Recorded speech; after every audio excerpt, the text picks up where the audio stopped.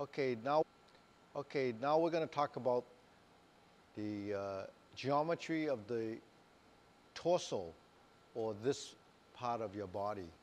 Um, you know, just imagine your body as we've gone through all these the geometry of the arms and legs. It's like stick figures. You look at the human body and you draw these lines. You have the head, you have a vertical line, your spine, and then you have your shoulders and the arms and so forth. So from point A to point B to your center here is like a triangle. So this, because when we did the geometry of the arms and legs, we have two components working together. Much easier to define the triangular shapes and the hoops and the circles. So with this, it's more of a center of mass and a directional positioning to create triangles as the shoulders reach the center point as your center line, and then the turning of your torso from right to left creates a plane of movement. And then, if our feet are parallel and we lift up and we bend down and we turn, we're creating a circle when we bend down and circle around. So a lot of these are part of transitions, because the torso is one unit. You actually won't be able to see the shapes as well as as you see the arms and legs moving, because it's much more of an intrinsic motion, and it's sort of a visualization of what your body is doing. So, when we talk about the triangles, the shapes, and the squares, it's really how your body is configured. So in a vertical position, it's erect. The body seems square and even. When we go like this and tilt, like when we tilt like this or this, that's really your torso, because it's made up of a rib cage, and your body has the ability to tilt from side to side. So the tilting action creates some curvature, just like if you hold the coccyx area plumb or the tailbone and you kind of roll down from here, you have a rounding of the back and a straightening of the back. So that gives you, that shape, which is part of the circle, the roundness. So that's called hollowing or rounding your chest. And then in the triangular positions, if your body is moving in a direction like this, then it's slanting. So you're creating a triangle position across the body. So this would be your torso movement. So depending on how you turn your body, how you lean into the position, it creates these angular positions, creating triangles, squares, and hoops, just like your arms and your legs. Now, when you combine these triangles, that creates a posture. That posture in transition becomes multidimensional movement as you move across the different planes, creating the action and movement.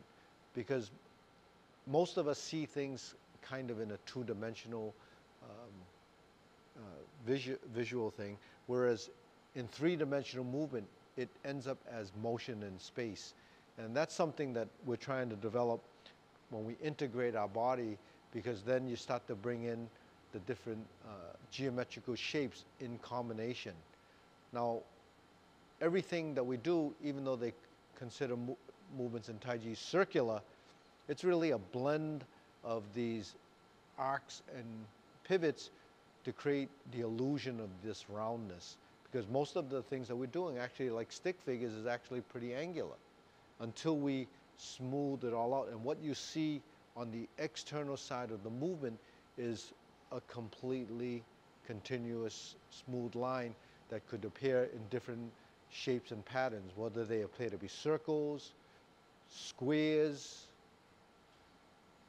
slanted movements that create triangles. All of these things are just the shapes in space, or circular movements like this, creating this illusion of roundness from the manipulation of these different components, which are your joints.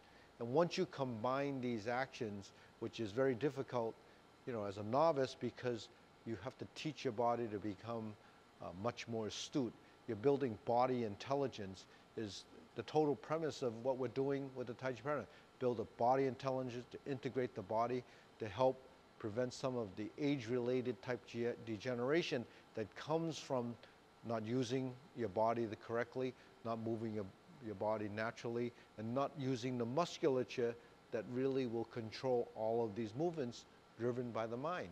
So this type of exercise is tremendous for building integration of body, which there isn't any real exercise out there that does it the same way as what we have in the Tai Chi Paradigm.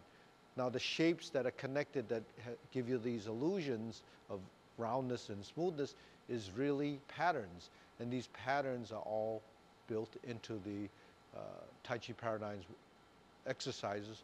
I call them warm-ups, but you build from a few calisthenics to a bit of integrated movement, some posturing, holding positions. All of this will develop muscle memory for the different shapes and the geometry that I just went over in the last 2 tutorials. And if you begin to understand this, then you'll realize that your arms cannot be connected to the legs unless the information is passed through this part of your body, because it's connected through here.